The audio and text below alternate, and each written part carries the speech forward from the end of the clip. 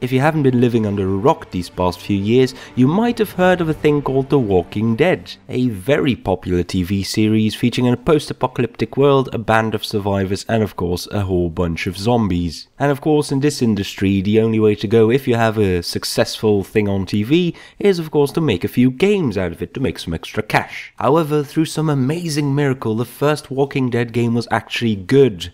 Thank you, Telltale Games. Thank you. Telltale made an amazing game with the license they got, and they're a good example of how you should make licensed games. However, there's also a bad example. The game we're gonna review today, The Walking Dead Survival Instinct. This is how it should not be done. The Walking Dead Survival Instinct is supposed to be some kind of prequel to the TV series. During this game you play as Daryl Dixon, who is trying to make his way to Atlanta, and that's kinda where the story ends.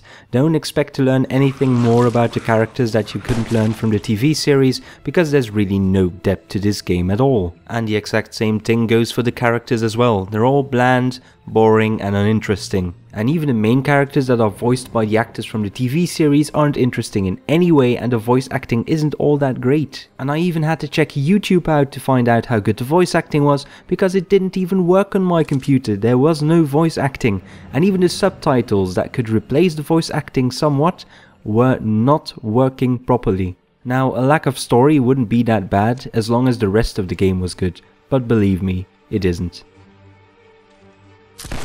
Survival Instinct is not like Left 4 Dead. You don't kill every zombie you see. Instead, it's a first-person stealth game. You're supposed to sneak around and quickly dispose of zombies in a silent way, mostly with melee weapons. If you manage to sneak up to a zombie, you can quickly execute it with one attack. You could also choose to use a gun, but once you shoot, every zombie in the entire level will be alerted and will try to track you down. So if you think that makes guns useless, you're absolutely right. Because even if you kill all the zombies, they start respawning, which means that killing all of them is an absolute waste of time. Of course you have to kill a few that are in your way, but the point is that you try to avoid them seeing you as much as possible. And this is kinda hard, because there's no indicator whatsoever that determines from how far they can see you. I've had zombies that spotted me from across the level, and I've had zombies that didn't even see me when I was standing right in front of them. Now, I talked about the one-hit kill melee weapons, but you can also kill them by just hitting them in a normal fashion. The problem here is they just stand around looking at you, dumb, while you hit them. They don't do anything. They seem like stunned or something. Shocked. Oh my god, he hit me. Why? I did nothing wrong. I just want to eat his brains. Another example of the AI being completely stupid is that you can just jump on a car, attract a few zombies, and you can easily kill them with melee attacks while they can't even reach you. You're basically in easy mode. And then there's the thing that annoys me most of all.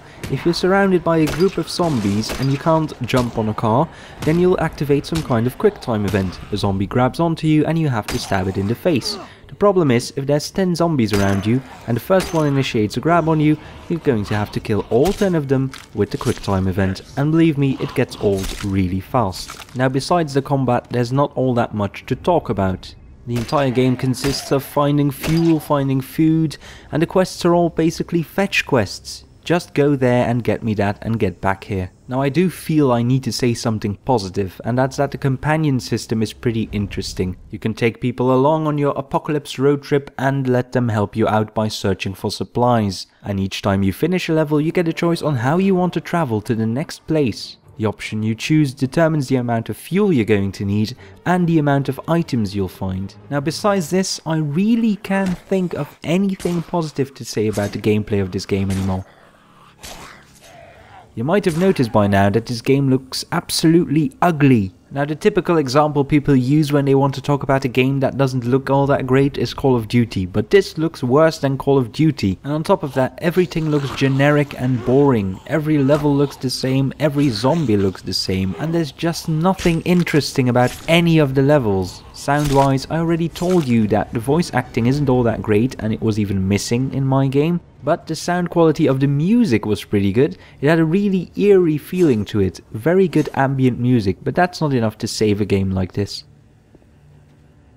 The Walking Dead Survival Instinct was actually finished in just a half year's time, and it really shows. It's a rush job. The gameplay is boring and generic, the graphics look disgusting, and the AI has the intelligence of your average potato. The positive things about this game are so insignificant that they really aren't worth mentioning all that much. So overall, is this game worth your hard-earned cash? The only honest answer I can give you is a no. Thank you for watching, and if you enjoyed this video, be sure to check out my channel for more reviews and other gaming related content.